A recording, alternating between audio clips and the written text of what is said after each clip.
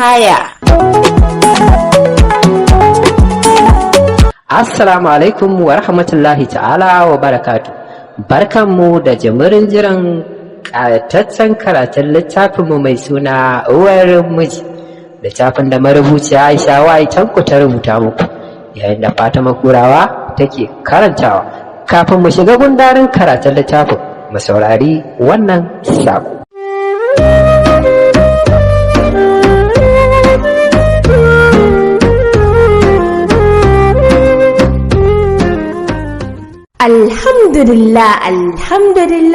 Alhamdulillah. Mustalifa Travel and Tours Limited Group Tourism Visa Vacation Makka and Cairo mun shirya tsaf don kai ku kasashen da muka ambato muku. Tun daga nan gida Najeriya mu sauka a filin jirgin Madina inda za ku yi kwana 4 a cikin Madina. Mun tanadar muku motocin da za su kai ku ziyara da kuma guraren tarihi na Madina. Sannan mu kawo ku Makka inda shi ma za ku yi kwana 6. Mun yi muku tanadin zuwa wuraren tarihi, sannan za mu dinga ba ku breakfast har tsawon kwanaki 6. Bayan kun kammala umararku za mu ɗauke ku mu kai ku Cairo inda za ku yi kwana 4 a can. Mun ƙara tanadar muku jirgin ruwa wanda zai zagaya da ku a cikin ruwa har na tsawon awa 4. Mu samar muku abincin da za ku ci ku sha da ma duk abin da kuke bukata. Cikin jirgin ana nishaɗi da walwala. Bayan an sauke ku za a kai ku masaukin tare da baku breakfast. Ba mu yi ƙasa a gwiwa ba, washe gari za mu ɗauke ku mu zagaya da ku wurare daban-daban na ƙasar da na tarihi.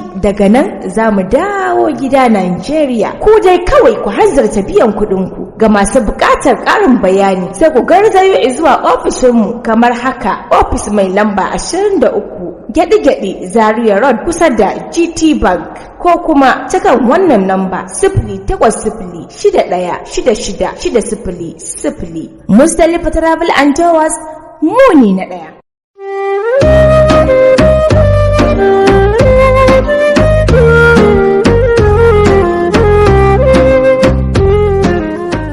To masha Allah, Fatima Kurawa, bismillah. Masu sauraro assalamu alaikum, barkanmu da warhaka. Sannunmu da sake kasancewa ta cikin shirin duniyar hikaya. Shirin da muke karanto muku littafin Uwar Miji tare da matashiyar marubuciya Aisha Yahaya Tanko. Yake zuwar muku daga nan Aisha Tanko TV channel. Sunana Fatima Abdulkadir Kurawa da nake karanto muku littafin. Kar ku manta, ku danna mana alamar ƙararrawa. To mun gode.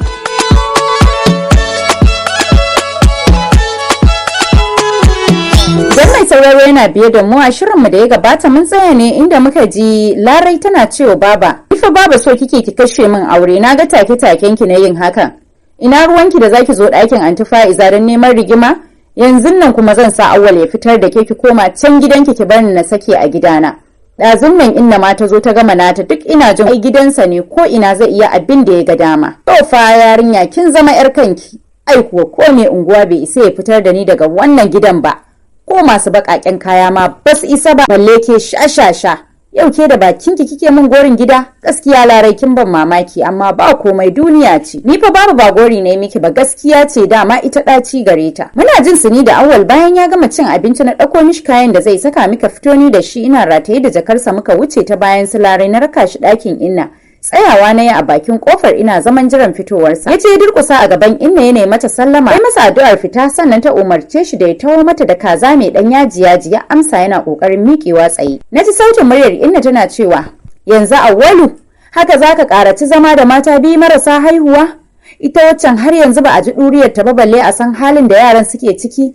Ni dai da zaka bi shawara ta da ka ƙara aure ko Allah zai sa ka dace. Don Allah Inna ki daina yi min maganar aure, bai kamata ki tsaya kina wannan bata bakin akan aure ba. Kin san dai rayuwar da ake ciki yanzu, komai yayi tsada a duniya, to da me mutum zai ji? Haka ne, amma duk da haka ka duba lamarina.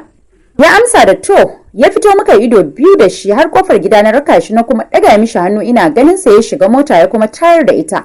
Na dawowa ta cikin gida ban zame ko ina ba, sai ban ɗaki na yi wanka na fito na shiga ɗaki na shafa mai na sanya bakar a baya.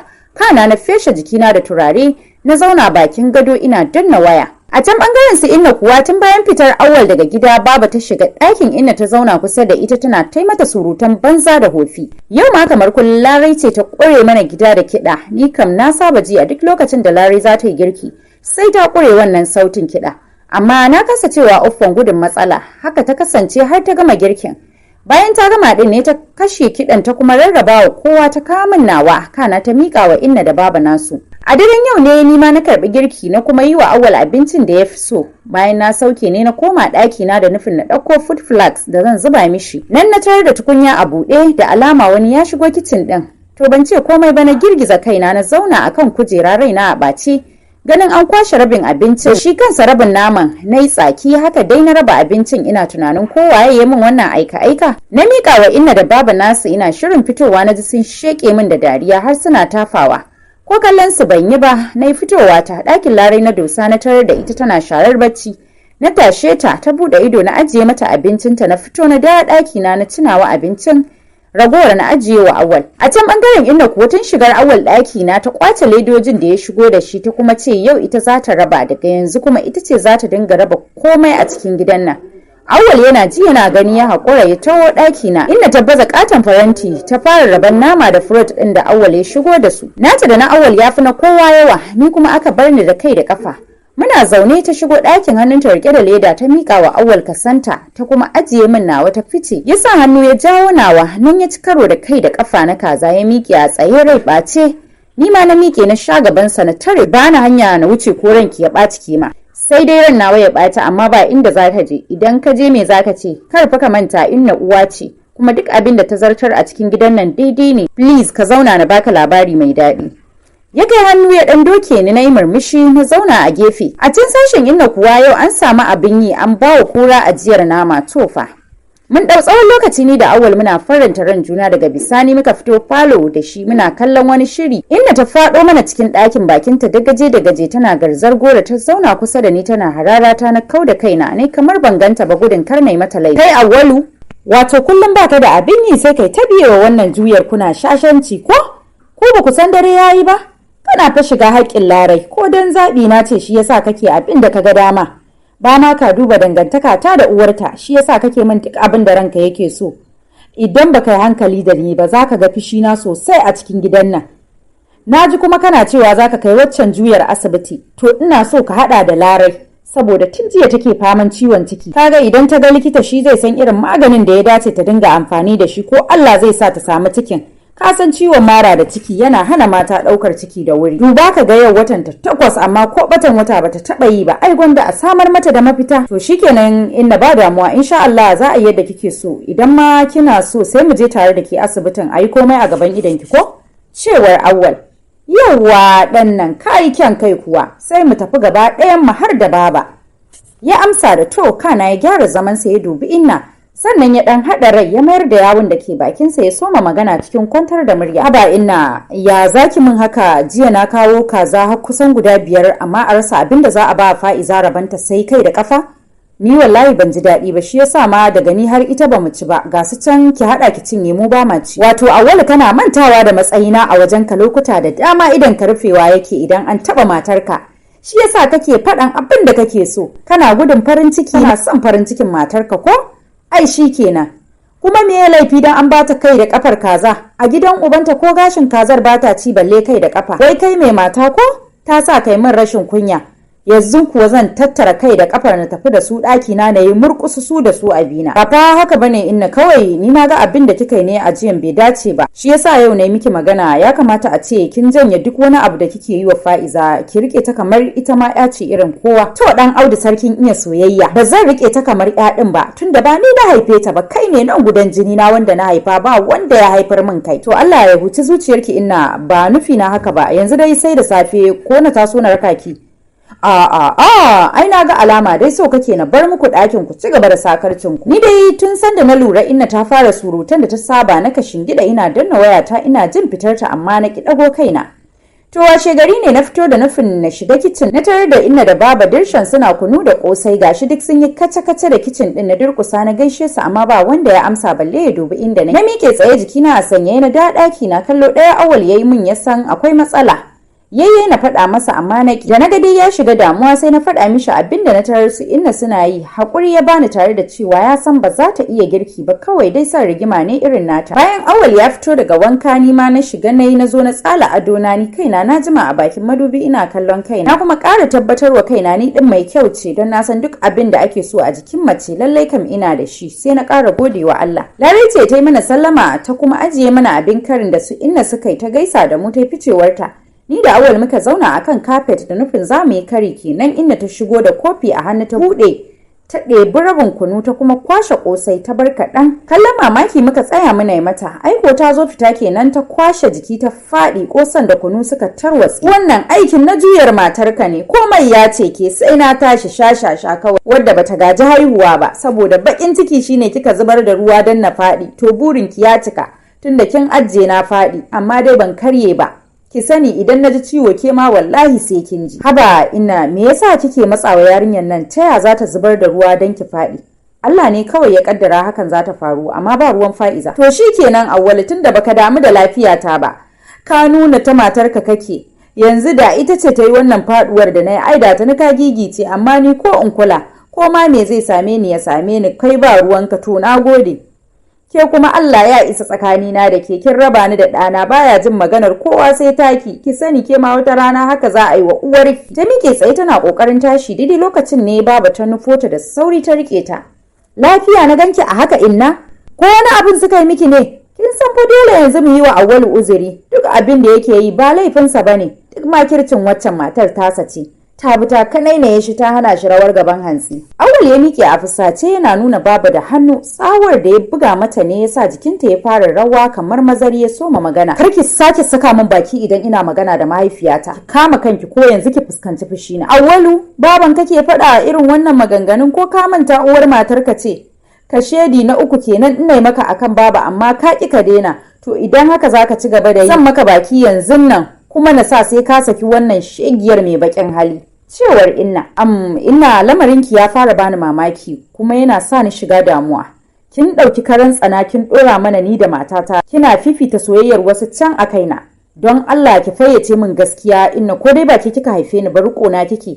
Abin da kike min yayi kama da abin da na faɗa miki. Dole ka ce haka Awwalu. Ai na gama ɗawainiyarka har ka kawo zuwa yanzu.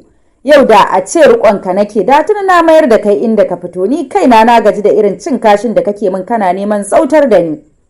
Ni fa inna ba haka nake nufi ba gaskiya nake faɗa miki kin ki fahimta ta. Don Allah mijina a bar wannan maganar ka san fa muna zagaye da makota ne. Na tabbata suna jin duk abin da yake faruwa yanzu. Tun lokacin da inna ta zo gidan nan na rasa farin ciki, na rasa abin da zan mata na ji daɗi. Na rasa me zan koya na yi mata ta rage tsangwama ta. Ni ma na samu na huta ita ma ta huta. To ma kira, wato dai abin naki da gaske kike, so kike ki ga bayana ko to baki isa ba. Ki faɗa wa tsohuwar uwar taki ta daina asarar kuɗinta wajen bokaye ba mai raba ni da ɗana. Cewar inna tana faɗa tana nuna ta da hannu. Ya isa inna ki duba girman Allah ki ja babu ku koma ɗaki ku bar mu saki. Wannan hayaniyar tana damun yarinyar nan ki gabata jin daɗi kwana biyu. Lallai Awwal da gaske kake.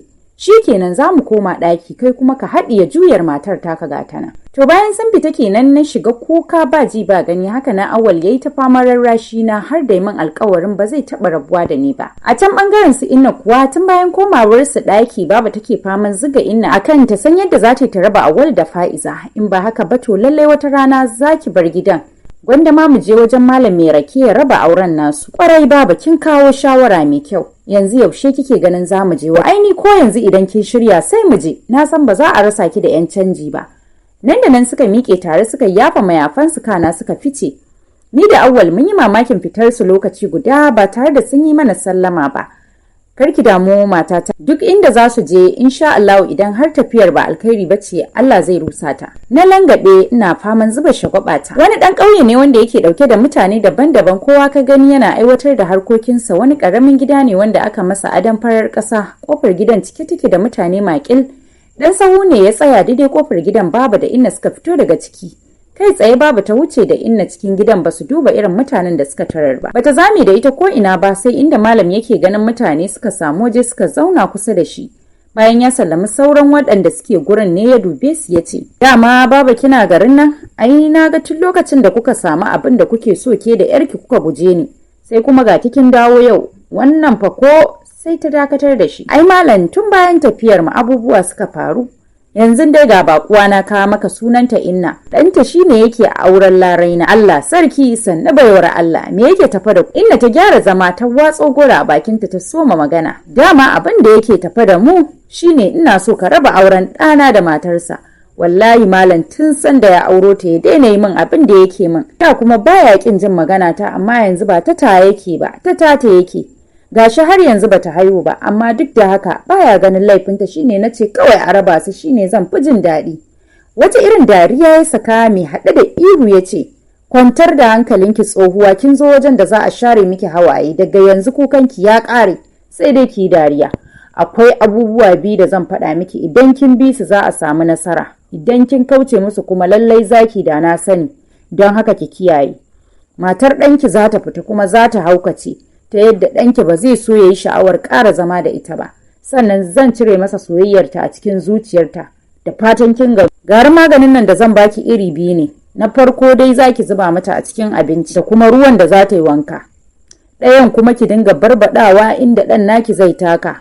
Zaki bani kayan aiki kamar haka, ki kawo kaji manya ƙosassu guda 5 da kuma ƙwanzabi ƙwarya 4, sai kuma naira 2000 idan kin yi haka aikin ki zai ci.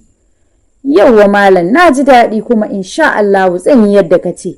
To sai dai amma ban taho da abin da ka bukata ba, sai dai na baka kuɗin a siyo yanzu. To hakan ma yayi, ki aje kuɗin ku tashi ku tafi da sauri, bana so ku ci karo da sarkin aljanu dan yanzu zai zo. Nan da nan suka miƙe jiki na rawa, ba su sha wahalar neman abin hawa ba. Bayan sun dawo ne Inna ta cika da farin ciki ta kuma tarar da Fa'iza tana cin abinci. Ai kuwa cikin murna da ganin hakan ta washe baki ta kuma ce da Fa'izan ta tashi ta gyara mata ɗaki. Tana fita ta hau barbada mata magani a cikin abincin. Bayan ta barbada kenan ta gyara ledar maganin ta kuma ɓoye shi a jikinta, ta saki wata irin dariya mai ɗauke da salon mugunta. Ashe duk akan idan Larai ta barbada maganin. Ai kuwa cikin hanzari da fusata ta kunna kai cikin ɗakin. Daidai lokacin da Fa'iza ta shigo ta dubi Inna cikin ladabi ta ce, na gama gyara ɗakin. Nan ta ja kwanon abincin gabanta ta yi bismillah tana ƙoƙarin kai loma kenan ta ji Larai ta daki hannunta, abincin ya zube a jikinta. To masu sauraro, dama an ce laifin daɗi ƙarewa.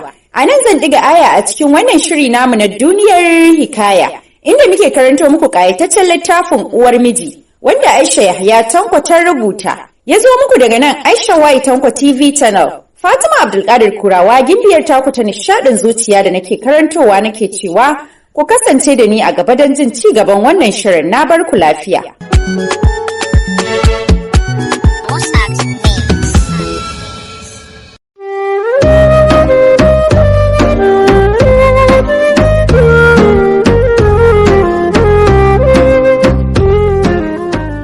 Alhamdulillah, alhamdulillah, alhamdulillah. Mustalifa Travel and Tours Limited Group Tourism Visa Vacation Makka and Cairo mun shirya tsaf don kai ku kasashen da muka ambato muku. Tun daga nan gida Najeriya mu sauka a filin jirgin Madina, inda za ku yi kwana 4 a cikin Madina. Mun tanadar muku motocin da za su kai ku ziyara da kuma kuraren tarihi na Madina. Sannan mu kawo ku Makka, inda shi ma za ku yi kwana 6. Mun yi muku tanadin zuwa wuraren tarihi, sannan za mu dinga ba breakfast har tsawon kwanaki 6. Bayan kun kammala umararku za mu ɗauke ku mu kai ku Cairo, inda za ku yi kwana 4 a can. Mun ƙara tanadar muku jirgin ruwa wanda zai zagaya da ku a cikin ruwa har na tsawon awa 4. Mu samar muku abincin da za ku ci ku sha da ma duk abin da kuke bukata. Cikin jirgin ana nishaɗi da walwala. Bayan an sauke ku za a kai ku masaukin tare da baku breakfast. Ba mu yi ƙasa a gwiwa ba, washe gari za mu ɗauke ku mu zagaya da ku wurare daban-daban na ƙasar da na tarihi. Daga nan za mu dawo gida Najeriya. Ku dai kawai ku hanzarta biyan kuɗin ku. Ga masu buƙatar ƙarin bayani sai ku garzayo zuwa ofishinmu kamar haka: ofis mai lamba 23 Gyaɗi-Gyaɗi Zaria Road kusa da GT Bank, ko kuma cikin wannan lamba 0800-6166-6000. Mustalifa Travel and Tours, muni na ɗaya.